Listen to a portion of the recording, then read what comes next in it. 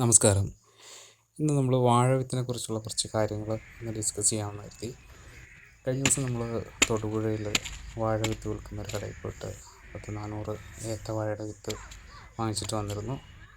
അപ്പോൾ ഈ വാഴവിത്ത് മേടിക്കുമ്പോൾ നമുക്കുണ്ടാകുന്ന കുറേ അബദ്ധങ്ങളും കാര്യങ്ങളൊക്കെയാണ് ഞാനിന്ന് ഡിസ്കസ് ചെയ്യുന്നത്. അപ്പോൾ നമ്മൾ പൊതുവെ കൂടുതൽ വാഴകൾ വയ്ക്കുമ്പോൾ എപ്പോഴും വാഴവിത്ത് വിൽക്കുന്ന കടകളിൽ പോയിട്ടാണ് നമ്മൾ വിത്ത് വാങ്ങിക്കേണ്ടി വരിക. കാരണം നാട്ടിൽ നമുക്ക് വാഴവിത്ത് കിട്ടാനുള്ള ഒരു ദൗർലഭ്യമുണ്ട്. അപ്പോൾ ഈ തമിഴ്നാട്ടിൽ നിന്നൊക്കെ വരുന്ന വിത്തുകളാണ് നമുക്ക് ലഭിക്കുന്നത്. അപ്പോൾ അങ്ങനെ വാങ്ങിക്കുമ്പോൾ എപ്പോഴും നമ്മൾ നല്ല ഫ്രഷ് ആയിട്ടുള്ള വിത്ത് വാങ്ങിക്കാൻ നോക്കുക. അവർ ഫ്രഷാണെന്ന് പറഞ്ഞാലും ശരി, നമ്മൾ നേരിട്ട് ഫ്രഷാണെന്ന് ബോധ്യപ്പെട്ട വിത്തുകൾ വാങ്ങിക്കുക. അതായത് അതിൻ്റെ വേരുകളൊന്നും ഉണങ്ങിയിട്ടില്ലാത്ത നല്ല ഫ്രഷായിട്ടുള്ള. അതോടൊപ്പം തന്നെ ഈ വാഴയുടെ അടിവശം പ്രത്യേകം ശ്രദ്ധിക്കണം. അതായത് മുറിപ്പാടുള്ള വശം അവിടെ ശ്രദ്ധിച്ചാൽ നമുക്ക് മനസ്സിലാവും. ഫ്രഷ് വിത്താണെങ്കിൽ ആ മുറിവ് അധികം ഉണങ്ങി മോശമായിട്ടൊന്നും ഉണ്ടാവില്ല. മിക്കവാറും കിട്ടുന്ന വിത്തുകളുടെ അടിഭാഗത്ത് പഴകി ദ്രവിച്ച് തുടങ്ങിയ അവസ്ഥയിലായിരിക്കും.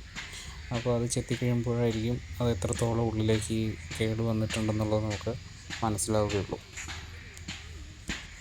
പൊതുവേ എല്ലാവരും നമ്മൾ വാഴവിത്ത് വാങ്ങിക്കുമ്പോൾ അതിൻ്റെ വലിപ്പം, ഷേപ്പ് സംബന്ധിച്ച കാര്യങ്ങളൊക്കെയാണ് ശ്രദ്ധിക്കാനായിട്ട് പറയുക. പക്ഷേ അതിലുപരിയായിട്ട് നമ്മൾ പരിഗണിക്കേണ്ട ഒരു വിഷയമാണ് ഈ വാഴവിത്തിനുണ്ടാകുന്ന രോഗങ്ങളും കീടബാധയൊക്കെ സംബന്ധിച്ച കാര്യങ്ങൾ. അതുകൊണ്ടാണ് നമ്മളിന്നിങ്ങനെ ഒരു വീഡിയോ ചെയ്തിരിക്കുന്നത് തന്നെ. കാരണം ഇതുണ്ട്, നമ്മളിപ്പോൾ വിത്തുകൾ വാങ്ങിക്കുമ്പോൾ പലപ്പോഴും വളരെയധികം കേടുകളുണ്ടാകും. നമ്മൾ പുറമേ നിന്ന് നോക്കിയാൽ പോലും നമുക്ക് അത്ര കേടുണ്ടെന്ന് ചിലപ്പോൾ ബോധ്യപ്പെടണമെന്നില്ല. പക്ഷെ നമ്മളത് കൂടുതൽ ഡീറ്റെയിൽ ആയിട്ട് നോക്കി കഴിയുമ്പോൾ നമുക്ക് ഉപയോഗിക്കാൻ തന്നെ പറ്റാത്ത വിധത്തിൽ കേടുള്ള വാഴവിത്തുകളുണ്ടാവും. അങ്ങനെയുള്ള വിത്തുകൾ നമ്മൾ കൊണ്ട് വച്ച് കഴിഞ്ഞാൽ നമ്മുടെ തോട്ടത്തിൽ മൊത്തത്തിൽ നശിച്ചു പോകാനുള്ള സാധ്യതയുണ്ട്.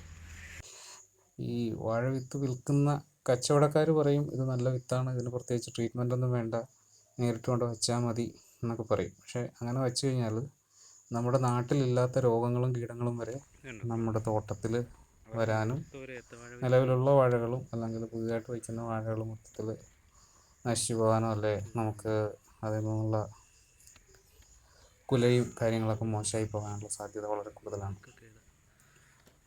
അപ്പോൾ നമ്മളിങ്ങനെ വാഴവിത്ത് വാങ്ങിച്ച് നോക്കിക്കഴിഞ്ഞപ്പോൾ ഒരുപാട് കേടുള്ള വിത്തുകളുണ്ട്. അപ്പോൾ അങ്ങനെയുള്ള വിത്തുകളൊക്കെ നമ്മൾ തിരഞ്ഞ് മാറ്റി അത് അവസാനം നമ്മൾ തീയിട്ട് കത്തിച്ച് കളയുന്ന ഒരു സ്ഥിതിവിശേഷം ഉണ്ടായി. കാരണം ആ വിത്ത് അവിടെ കിടന്നു കഴിഞ്ഞാൽ അല്ലെങ്കിൽ അതിൻ്റെ അവശിഷ്ടങ്ങൾ കിടന്നു കഴിയുമ്പോൾ അതിലുള്ള കീടങ്ങളും കാര്യങ്ങളൊക്കെ അവിടെ നമ്മുടെ മണ്ണിലേക്ക് ഇറങ്ങിയല്ല മറ്റു വാഴകളിലേക്ക് പകരാനൊക്കെയുള്ള സാധ്യത ഉള്ളതുകൊണ്ട് നമ്മൾ വളരെയധികം ട്രീറ്റ്മെൻറ്റൊക്കെ ചെയ്തിട്ട് ഒട്ടും ഉപയോഗിക്കാൻ പറ്റാത്ത വിത്തുകൾ നശിപ്പിച്ച് കളയുന്നത്, തീയിട്ട് നശിപ്പിച്ച് കളഞ്ഞു.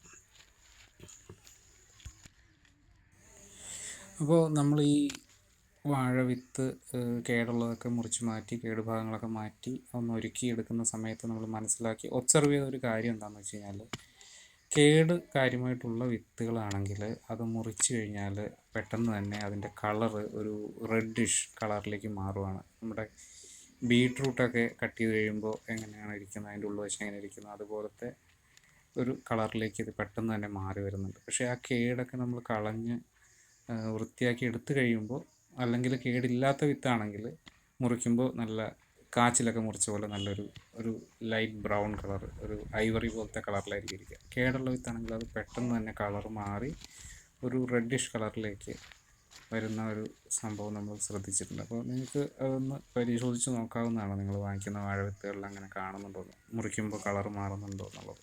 നിലമ്പൂരേത്തൻ എന്നൊരിനം ഏത്തവാഴ വിത്തിലാണ് നമുക്ക് ഏറ്റവും കൂടുതലായിട്ട് രോഗങ്ങൾ കണ്ടതും വിത്തുകൾ നശിപ്പിച്ച് കളയേണ്ടിയും വന്നത്. നിങ്ങൾ വാഴവിത്ത് വാങ്ങിക്കുമ്പോൾ ഇത്തരം ഘടകങ്ങളൊക്കെ നമുക്ക് ശ്രദ്ധിച്ചിട്ട് വിത്ത് വാങ്ങിക്കുക. ഇത് സംബന്ധിച്ച് കൂടുതൽ വിവരങ്ങൾ ആർക്കെങ്കിലും പങ്കുവയ്ക്കാനുണ്ടെങ്കിൽ അത് കമൻറ്റ് ബോക്സിൽ പങ്കുവയ്ക്കുക. ഈ വിവരങ്ങൾ മറ്റുള്ളവർക്കും ഷെയർ ചെയ്ത് കൊടുക്കുക. Thank you.